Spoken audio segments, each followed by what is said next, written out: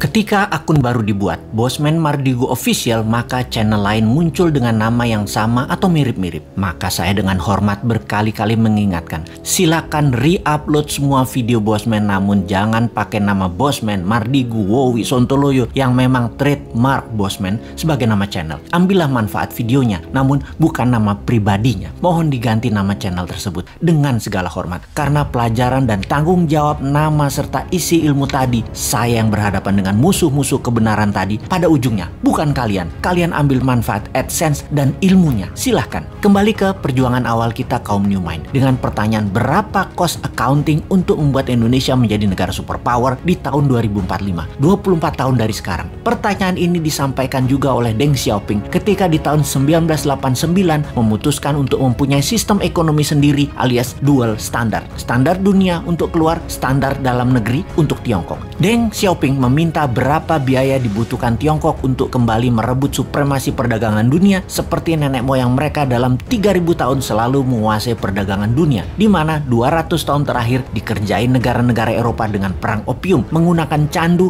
untuk membuat goblok otak 30 juta rakyat Tiongkok dan juga pejabatnya. Lalu perdagangan Tiongkok dikendalikan Eropa sekian lama. Pertanyaan Deng Xiaoping tadi di tahun 1989 dijawab dan benarlah. 20 tahun setelahnya Tiongkok menjadi negara maju, dan 20 tahun kemudian, yaitu sekarang, Tiongkok menjadi kekuatan yang ditakuti.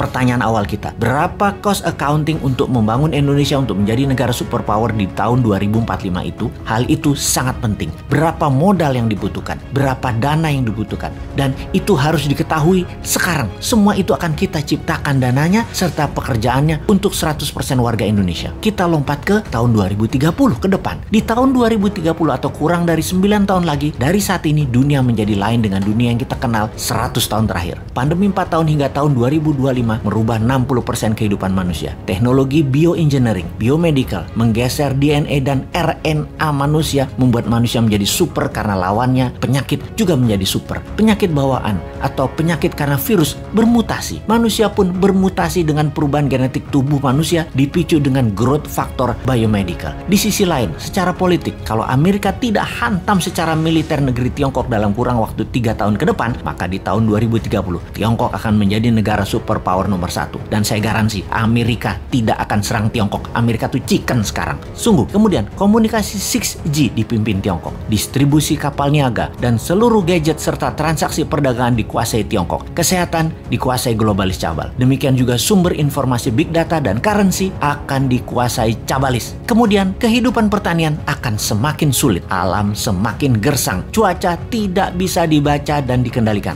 Panas bumi mencapai puncaknya di tahun 2030. Musuh bersama umat manusia di tahun 2030 adalah kelaparan, kekurangan pangan dan gizi, serta cuaca yang ekstrim. Alam tidak ramah. Dunia menjadi semakin kejam. Manusia semakin buas. Tiongkok di tahun 2030 akan mempunyai penantang baru yang namanya Nusantara. Siapa Nusantara itu? Negara yang menjadi pengontrol laut, pengontrol mineral dan sumber pangan. Negara maritim, food country dan mineral country. Itulah Nusantara di tahun 2030. Pertanyaan berikutnya, apakah Nusantara dalam 15 tahun kemudian, yaitu di tahun 2045, bisa melewati Tiongkok atau setidaknya menyamai? Jawabannya adalah bisa. Konsep bernegara di tahun 2030 adalah kendali pembayaran dunia perdagangan yang menggunakan emas. Di dalam negeri, sejak New Mind berkuasa nanti di tahun 2024, maka 1 tahun setelahnya di tahun 2025, emas dijadikan alat bayar resmi, di mana puncaknya di tahun 2030, rupiah fisik musnah tidak dipakai lagi, jadi e-rupiah dan fisiknya adalah emas. Nusantara menarget dalam 15 tahun ke depan sejak tahun 2030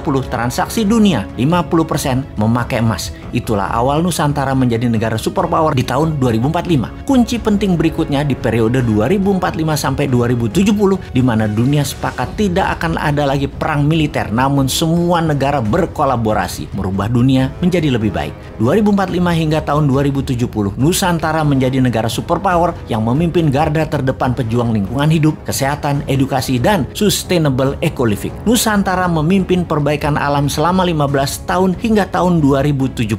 Kemudian sejak tahun 2070, inilah awal perdamaian dunia 1000 tahun yang juga dipimpin Nusantara. terlihat indah? Tidak mungkin. Ada yang berpikir begini nggak di pejabat incumbent atau oposisi? New Mind memang sontoloyo. Tapi kita semua tahu, semua impian ini pasti terjadi. Inilah mengapa video kita dan channel kita ditakuti pemahamannya. Selamat datang masa depan di tangan New Mind.